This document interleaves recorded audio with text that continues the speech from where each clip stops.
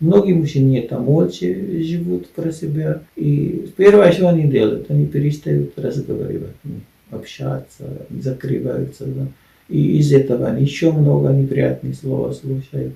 И потихоньку мужчина внутри уже отходит от семьи. Очень много мужчин есть в этой ситуации, многие еще живут в этой ситуации, многие уже отошли. Поэтому обязательно я вас очень прошу, мужчины, пишите в своих комментариях, как вы эту ситуацию видите и как вы видите, надо поступить. И обязательно мы в будущем планируем открывать мужской клуб, чтобы мы для женщин очень много практик. И мы скоро открываем мужской клуб, где мы будем общаться о мужской состоянии, мужской здоровье, мужской сложности, которых с мужчинами надо обсуждать и друг другу поддержать.